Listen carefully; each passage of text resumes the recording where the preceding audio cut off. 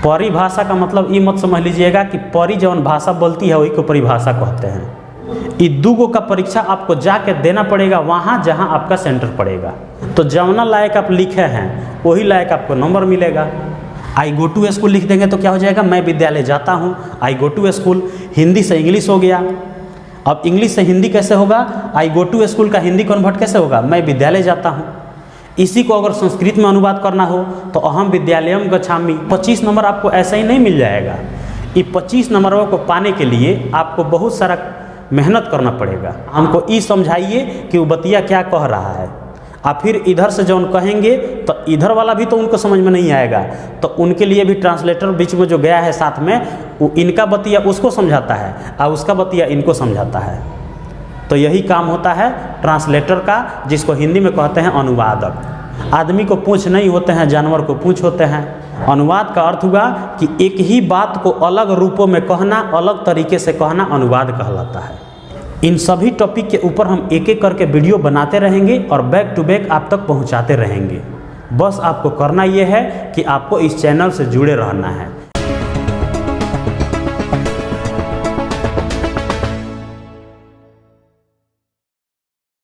कि जिसका मुझ में जवाब नहीं वो सवाल भी मुझ में उठाया गया है।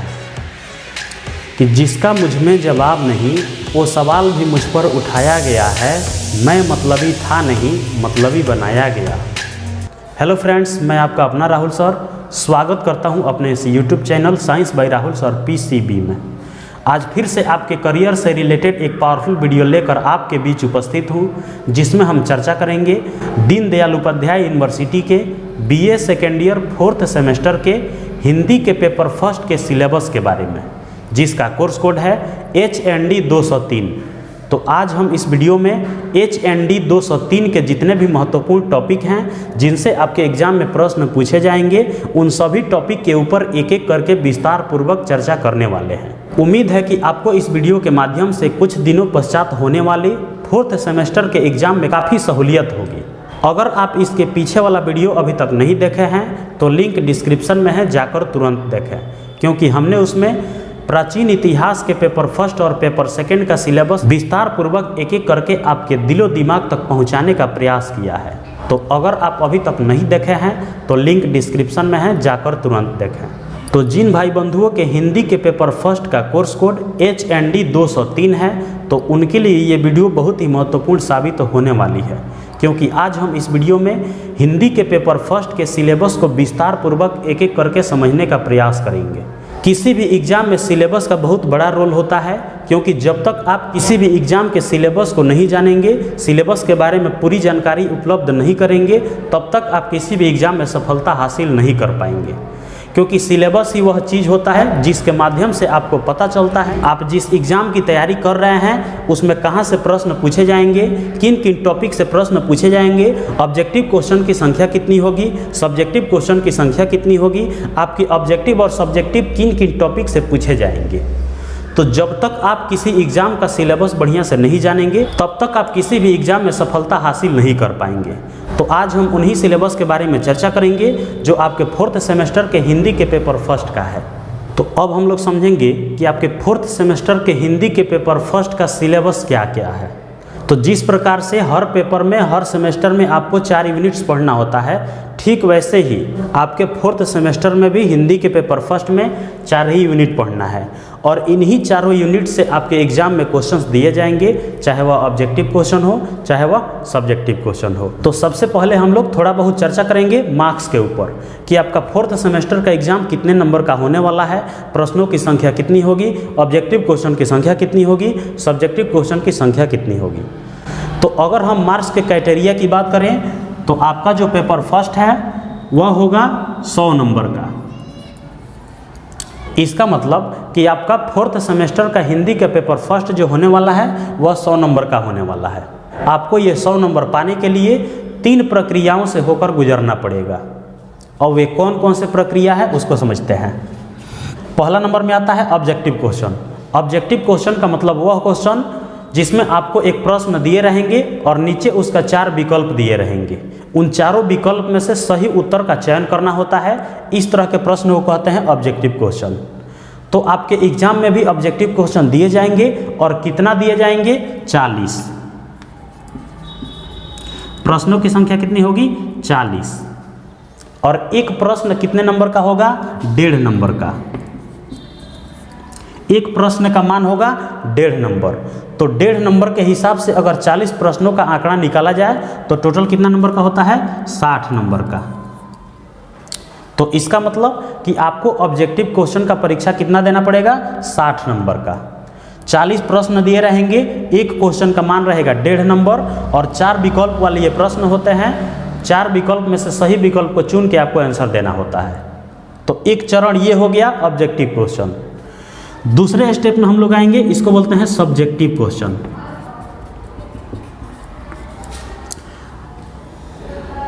सब्जेक्टिव क्वेश्चन वह क्वेश्चन होता है जिसमें आपको लॉन्ग टाइप के कुछ क्वेश्चन दिए रहते हैं और उसका आंसर अपने लैंग्वेज में बना के लिखना पड़ता है।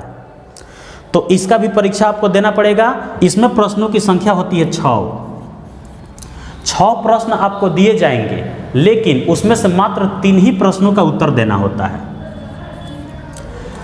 6 प्रश्न आपको मिलेंगे और 6 में से 3 का आपको उत्तर देना पड़ेगा। 5-5 नंबर के आपको 3 प्रश्न दिए जाएंगे। टोटल जोड़ेंगे तो कितना नंबर का हो गया, 15 नंबर का। 5-5 नंबर के 3 प्रश्न दिए जाएंगे। सब्जेक्टिव क्वेश्चन का संख्या कितना हो गया, 3। एक क्वेश्चन 5 नंबर का, टोटल नंबर 15। इसका मतलब कि 60 नंबर का ऑब्जेक्टिव क्वेश्चन और 15 नंबर का सब्जेक्टिव क्वेश्चन। ये ऑब्जेक्टिव और सब्जेक्टिव ये दो का परीक्षा आपको जाके देना पड़ेगा वहाँ जहाँ आपका सेंटर पड़ेगा। इसका मतलब क्या हुआ कि इस 2 का एग्जाम आपको जाकर देना पड़ेगा जहाँ पे आपको सेंटर दिया जाएगा। तो ये तो हो गया 2 चरण में। 8 नंबर का ऑब्जेक्टिव आप 15 नंबर का सब्जेक्टिव दोनों जोड़िएगा तो हो रहा है 75 नंबर। आप कहिएगा कि 100 नंबर का परीक्षा 2 परीक्षा दे रहे हैं तो उसमें हो रहा है 75 नंबर, तो बाकी 25 वो कहाँ गया। तो बाकी 25 के लिए आपको एक और प्रक्रम करना पड़ेगा जिसको बोलते हैं असाइनमेंट। इसके लिए आपको असाइनमेंट लिखना पड़ेगा। असाइनमेंट में आपको कुछ प्रश्न दिए जाते हैं, कुछ टॉपिक दिए जाते हैं जिसका आंसर सुंदर अक्षरों में अच्छा तरीके से फाइल बनाकर ले जाके कॉलेज में जमा करना होता है। तब जाके उसके बदले में आपको मिलता है 25 नंबर। इसका मतलब कि 25 नंबर आपको ऐसा ही नहीं मिल जाएगा। ये 25 नंबरों को पाने के लिए आपको बहुत सारा मेहनत करना पड़ेगा। मतलब कि आपको जो जो टॉपिक दिए जाएंगे उस टॉपिक के ऊपर विस्तार पूर्वक आपको आंसर लिखना होगा। आप अपनी व्याख्या उसमें करेंगे, सुंदर अक्षरों में साफ साफ लिख के फाइल बना के जब ले जाके आप कॉलेज में जमा करेंगे तो जवना लायक आप लिखे हैं वही लायक आपको नंबर मिलेगा। इसका मतलब कि अगर आप साफ सुथरा राइटिंग से लिखे हैं, अच्छा शैली से लिखे हैं, सुंदर सुंदर अक्षरों में लिखे हैं तो आपको 24, 23, 20 इस तरीके से मिल सकता है। 25 नंबर का असाइनमेंट, 15 नंबर का सब्जेक्टिव और 60 नंबर का ऑब्जेक्टिव, टोटल जोड़िएगा तो आपका कितना आ जाएगा, 100 नंबर। तो यही 3 स्टेप होता है जिसमें आपको पूरा करना होगा, तब जाके आपको 100 नंबर मिलेंगे और तब जाके आपका पेपर फर्स्ट कंप्लीट होगा। तो आशा करता हूं कि आपको ये मार्क्स वाला क्राइटेरिया बढ़िया से समझ में आ गया होगा।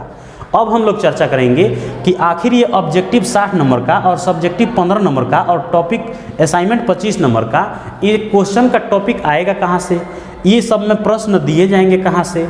तो अब हम लोग इस विषय के ऊपर चर्चा करेंगे कि आपके ऑब्जेक्टिव क्वेश्चन और सब्जेक्टिव क्वेश्चन आखिर दिए कहाँ से जाएंगे।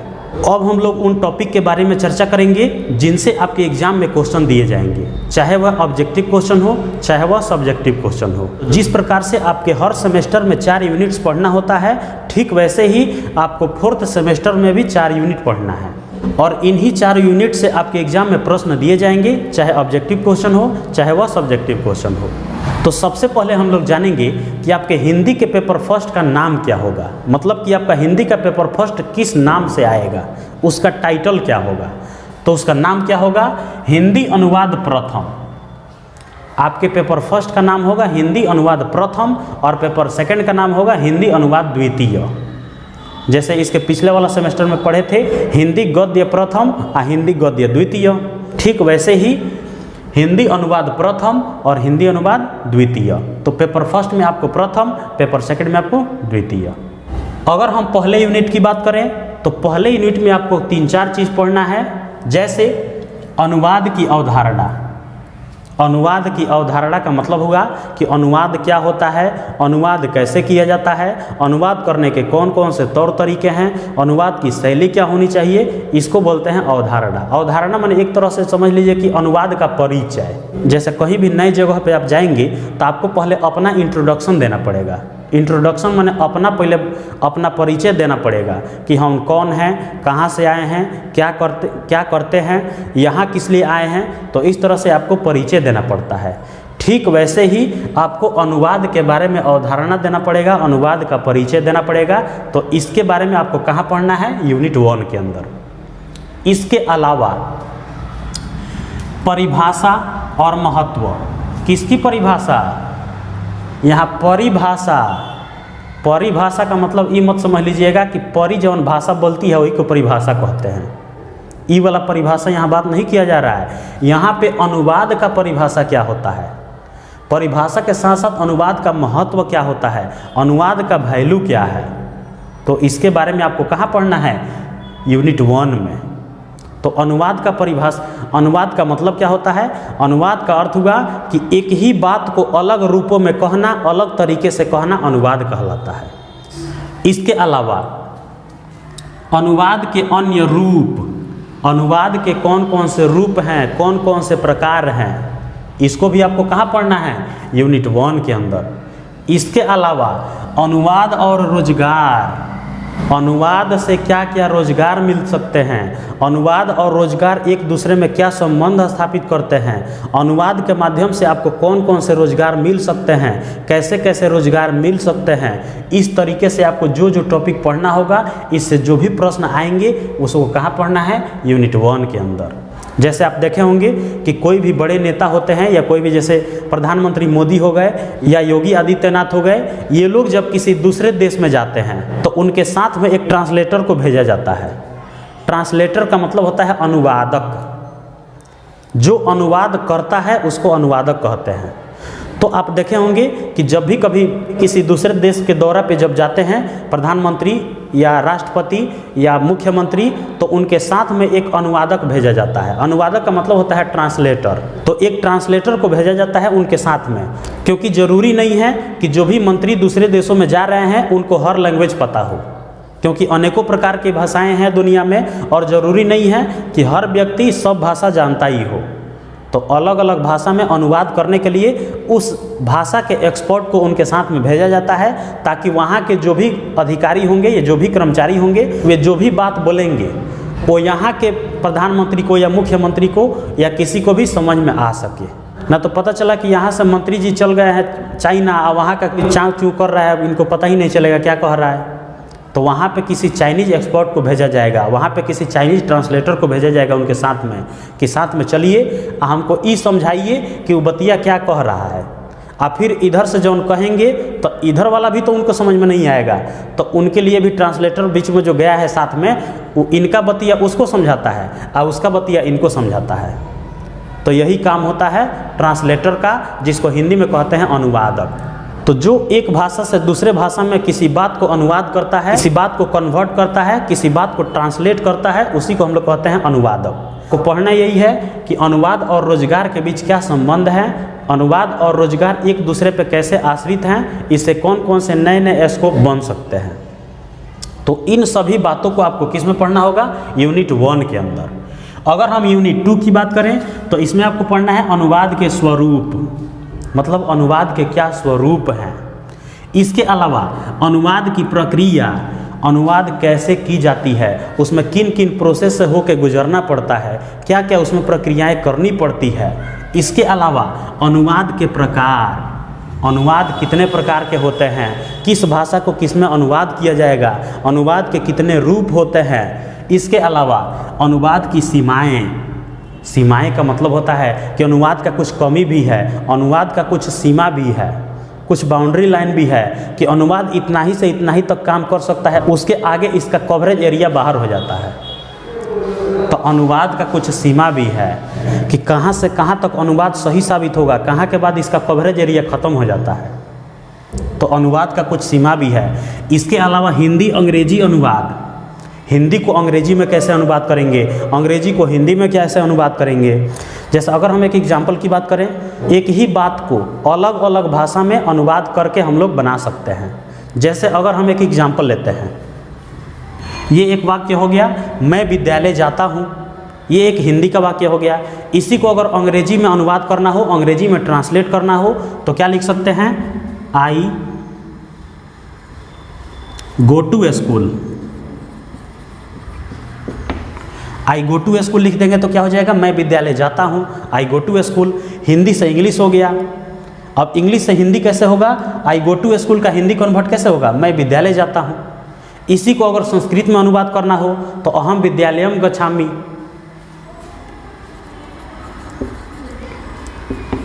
अहम विद्यालयम गच्छामि, अहम विद्यालयम गच्छामि, ये संस्कृत हो गया। तो हिंदी से इंग्लिश, इंग्लिश से संस्कृत, संस्कृत से इंग्लिश, इंग्लिश से हिंदी। तो इस तरीके से एक ही बात को अलग अलग रूपों में लिखना, अलग अलग बातों में कहना, इसी को बोलते हैं अनुवाद। तो यहाँ आपको क्या पढ़ना है, हिंदी से अंग्रेजी में अनुवाद कैसे किया जाता है। इसके अलावा अनुवाद में कौन कौन सी समस्याएं उत्पन्न होती है। अब जितना आसानी से हम यहाँ अनुवाद कर लिए हैं, क्या ज़रूरी थोड़ी है कि सब लोग ऐसे ही आसानी से अनुवाद कर लेंगे, नहीं कर पाएंगे।